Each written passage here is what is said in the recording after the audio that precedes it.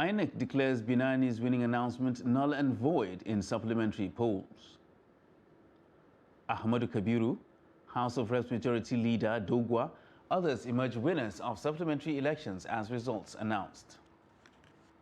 Many killed in fresh attack on Kaduna community. And on the foreign scene, Sudan death toll rises to 56 as fierce fighting rages in Khartoum. Hello and welcome to Trust TV News Update. I am Ibrahim Yusuf.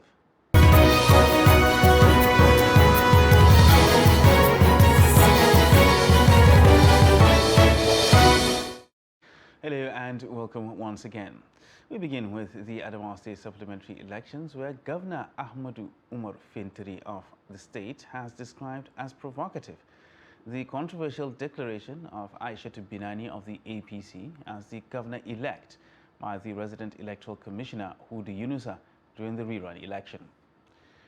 Governor Fintiri, who spoke on Sunday, described the declaration as an illegal announcement by merchants of anarchy headed by Malam Hudu Yunusa. He said that the resident electoral commissioner had, since the beginning of the process, been bent on pushing the state's collective patience to its limit.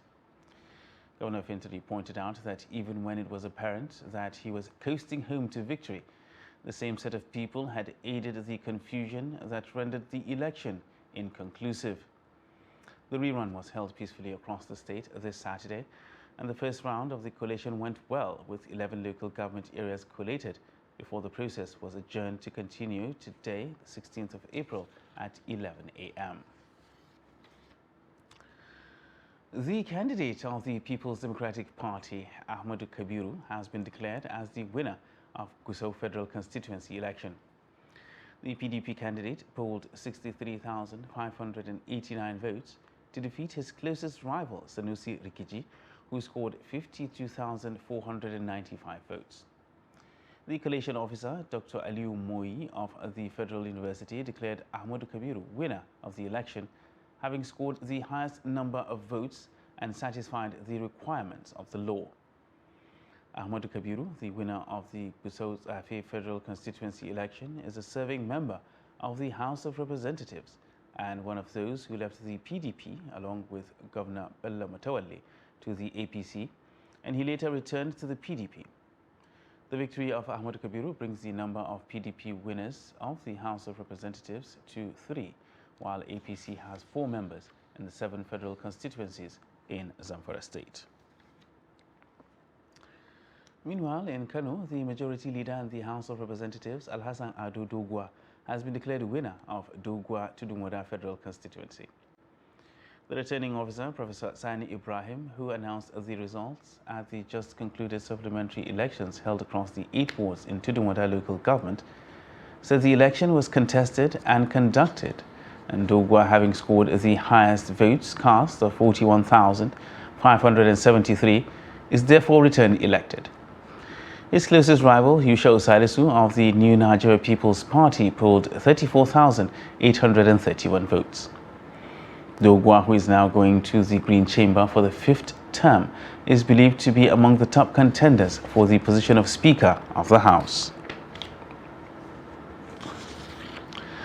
And former governor of Sokoto State and the candidate of the All Progressives Congress, Aliu Magatakada Wamako, has been declared the winner of the Sokoto North senatorial election. Wamako defeated his closest opponent, the state deputy governor, Munir Muhammad Danya, the candidate of the People's Democratic Party, with a margin of 23,023 votes.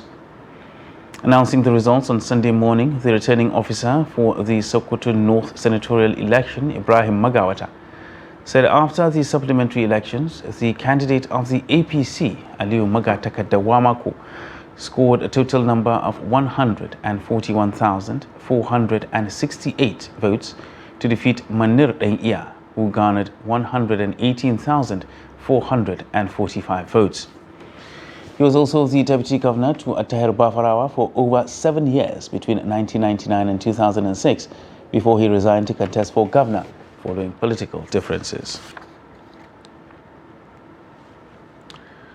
Meanwhile, the Independent National Electoral Commission has cancelled Ikono Ini Federal Constituency rerun election in Akwa Ibom State as a result of widespread violence.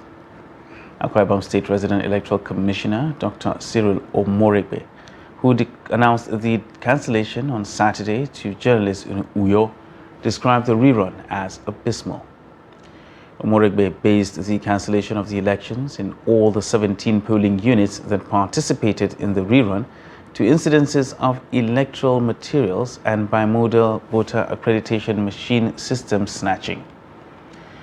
The resident electoral commissioner regretted that the violence led to the shooting of one corps member on duty on the leg and queried why politicians will be so desperate in a federal constituency election to the extent of shooting an innocent corps member.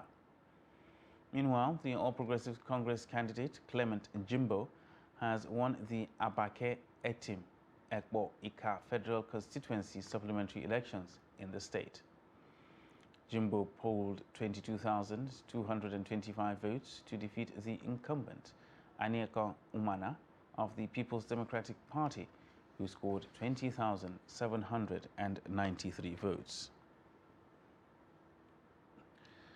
And now to security matters, where operators of the Rivers State Police Command have busted a child trafficking gang operating in the state and neighboring states. The gang's base was located in Ubima community of Ikwere local government area of the state, from where its tentacles spread to the environs and across neighboring states as well. The report. A complaint from Mrs. Precious Friday of Ubima community about a missing child started the event that led to the uncovering of the gang. This led to the arrest of Mercy Ehida, who visited complaints home shortly before the disappearance of the child. The Public Relations Officer of Rivers State Police Command, SP Grace Erinji Koko, said Ehida confessed that she stole the child and two other children along with an accomplice she identified as Amaka Uhuize between February 16th and March 2023. The confession led the investigators to Delta State, where Chialuka Ehinacho and her husband Chukuma were also arrested. Based on a follow-up case on this child trafficking, the police arrested 4 suspects, which they confessed to the crime, that they are the syndicate that has been kidnapping children along Omawa in Ikwere local government area of the state. And through the follow-up case, we've been able to rescue 2 of the children which they abducted, and they also said that each of the child they used to buy from their adopters 500,000, 400,000, 350, and the list was 180 respectfully. That's the amount they've been buying from their adopters. Some of the suspects and parents of the kidnapped victim spoke to newsmen. The person I called that took them to the orphanage, they paid 500,000. The first one 500, the second one 650, the third one 500. 3 children. First one, then first of all give me 150,000. Then now later send 30,000 for me. Then second one, then give me 350,000. This third one, then give me 100,000. Then now send the remaining one for her sister account, 400, and no give me. We get called that they get one woman with arrest in LL. So the woman, they confessed that she said that he's the one kidnapped my daughter. So after every we go there, ask the woman say that he's the one who come take away my daughter. So that he will bring back to my daughter, that my daughter is alive. He will carry those children come back. And that this one here is my daughter. So God thank you that the police people, they are trying. So I was on the farm. Somebody called me that my baby has been missing. So when I get to the house, I find out that my baby is no longer at the house. So I have to report to the police that my baby is missing. So since then, I've been looking for my baby till today. I've not seen him. The police, they are trying their best and they are doing well.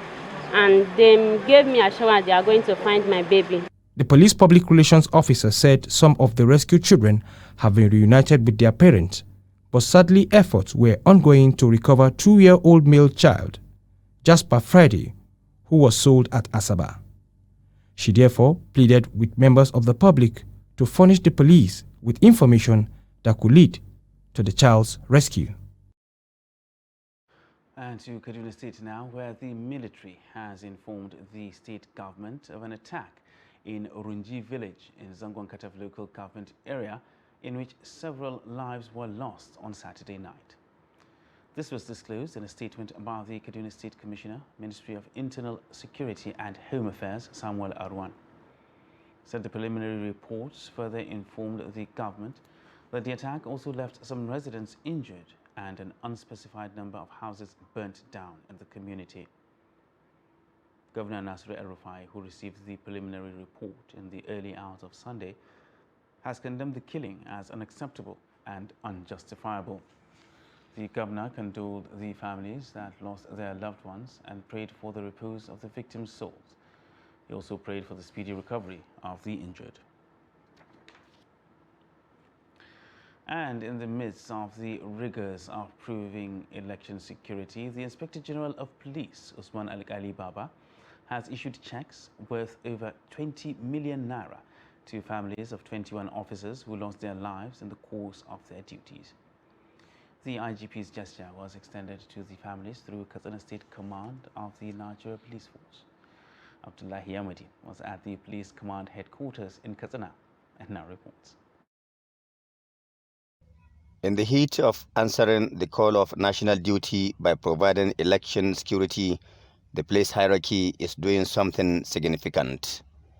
It is remembering the families of those officers and men who died while rendering service to the nation.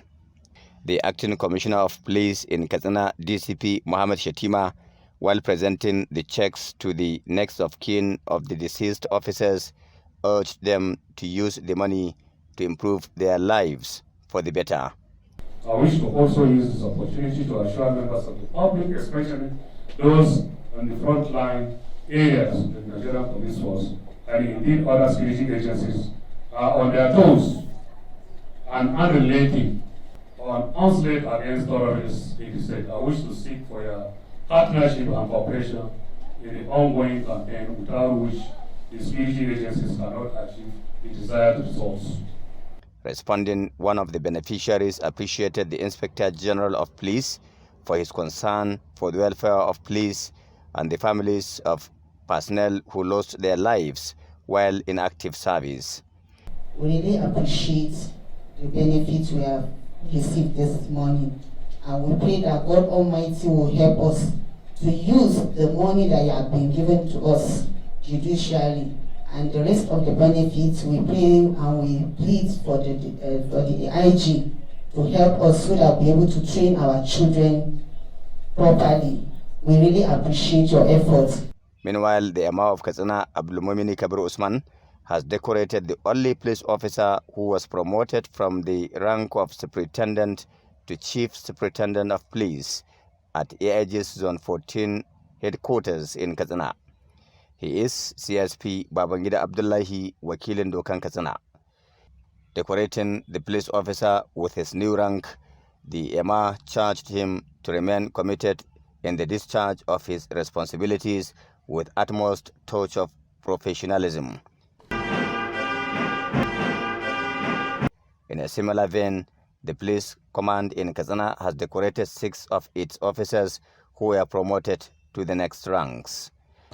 We've received a lot of commendations, a lot of appreciations, a lot of prayers from the good people of the state. We thank them. They should extend this cooperation, this synergy with the Nigeria Police Force. The intent behind the welfare and accelerated promotions being witnessed in the force is to rejuvenate the officers and men to face contemporary security challenges in the country with vigor. Abdullahi Ismail Ahmadi, Trust Television News, Katsina. Now, the National Population Commission has stressed that internally displaced persons and every other person residing in Nigeria will be counted during the 2023 National Population and Housing Census scheduled for May 3rd to 7th. MPC's Director of Public Affairs, Isiaka Yahaya, in a statement on Sunday, said the questionnaire for the census has been tailored to solicit information of the diverse residents in the country. The statement was in response to Governor of Benue State, Samuel Ortom, and the President of Middle Belt Forum, Bitrus Ogu, who called on the federal government to postpone the 2023 population and housing census due to the fear of exclusion of IDPs in the exercise. He stated that the 2023 census methodology has a robust and tested procedure for the enumeration of the IDPs in Nigeria, which he described as in line with international best standards. He said the prevalence of the IDPs should be the reason for a census taking, as it will generate demographic data that governments at all levels, the private sector, international development partners, and relief agencies will require to plan for the provision of food items, empowerment, and for social facilities to people in IDP camps. Still with us on Trust TV News Update. Still ahead, we take a look at where Sultan Attahiru made his last stand. Details of this and more after the break. You stay with us.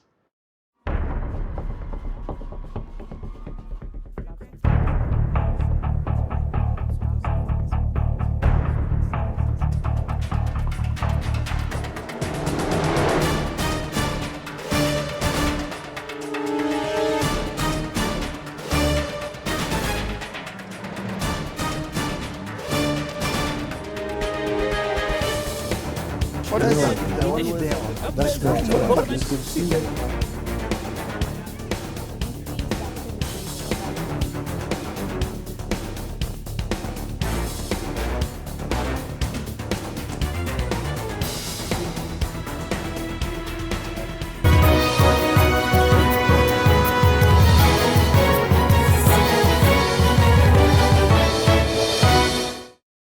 Welcome back, and thanks for staying with us on Trust TV News Update. Now let's take a little look at our top stories. INEC declares Binani's winning announcement null and void in supplementary polls. And Ahmadu Kabiru, House of Reps Majority Leader Dogwa, others emerge winners of supplementary elections as results announced. And in other news, Chairman of the Inter-Party Advisory Council, Yabaigi Sani, says the only factor hindering Nigeria's ability to lead Africa as the next global economic frontier is lack of pragmatic and purposeful leadership. The IPAC chairman, in an exclusive interview with Trust TV's Shafiu Suleiman, said finding the right leaders would unlock the country's potentials. He noted that the country's huge population of youth held the key to changing the current underdevelopment narrative. Sani expressed optimism that its large economy, in addition to these factors, have placed Nigeria on the verge of taking its rightful place on the global stage. That you find with everything that is needed for a country to become great, socially, politically, economically. It's the only country that has those ingredients. If you can be socially, politically, economically great, strong, and you have all the ingredients. Socially, we have young, dynamic population, so they don't think, backward. Because of education and the trend in the world, they are thinking in the modern way, progressive way. That's the young, dynamic population you have. You don't have, our population like it's largely a young population. So, which means socially we can be very strong. Then politically, we can also be strong.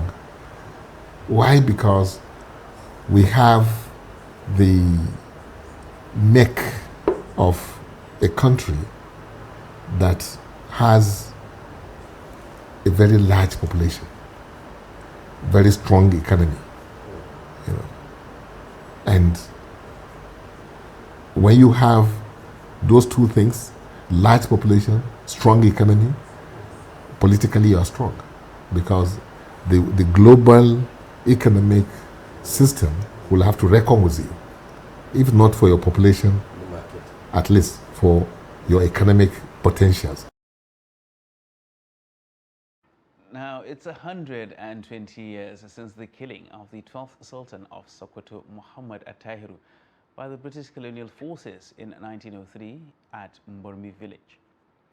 Sultan Attahiru, who resisted the British colonial government, was on a journey to the Kingdom of Saudi Arabia when the colonial troops fought him at Mbormi. Over a century after the war, Mbormi is now a ghost town, harboring only the tombs of Sultan Attahiru, the chief imam of Sokoto, and a British commander, Major Francis Charles Marsh. Trust TV's Ibrahim Ismail, who was at the Mbormi. Located in Funakai local government area of Gombe State, Gombe, Bormi, which was founded by warrior Modibo Jibril Lagaini, was renowned for resistance against the British colonial forces. It had defensive trenches and walls which strengthened its army against their enemies in the 20th century. According to historians, the war between Attahiru and the British ensued when the Sultan revoked an agreement entered into by his predecessor, which granted the British Royal Niger Company the right to conduct business within and around the Sokoto Caliphate. Some said that, okay, the Caliph should stay behind and Skum or submit himself to the British forces, while the Caliph on his part decided that he will just embark on Hijrah in tandem with the opinion or the what his grandparents predicted, particularly Usman bin Fodio. So he decided to embark on Hijrah. He preferred to embark on Hijrah actually than to Skum or submit to British forces. So he embarked on this Hijrah, and it took him about a month to even reach Bormi. Sultan Attahiru, the Caliphate chief imam, and the British commander, Major Francis Charles Marsh, were buried in the battlefield of Bormi. All your ears could hear here at Bormi is sound of birth. It is here that in 1903, the British fought late Sultan Attahiru Muhammad of the Sokoto Caliphate, where he was killed, and over 600 of his supporters were also killed during a fight that shows the stance of the Sokoto Caliphate against the British colonial masters. After the war, the British forces banned locals from erecting structures or settlements in Bormi village. It was turned into farmlands for people of neighboring villages like Garing Abba and Bulagaidam. Bulagaidam village is the biggest village, barely a kilometer from Bormi. It was established after the Battle of Attahiru and the British in 1903. Abdullah Ali is 85 years old. He was raised in Bulagaidam and was told the history of Bormi by his ancestors. The British forces warned Gombe Emirates not to allow anyone erect structures in Bormi. They also warned traditional rulers in Ashaka and Bulagaidam to enforce the order because they are closer to the place. They should not allow even Fulani herders to erect temporary huts. Bulagaidam, kuna kusa da wurin, kada ku bari ai ko buka a cikin Bormi. After some years, an unknown person built a hut at Bormi.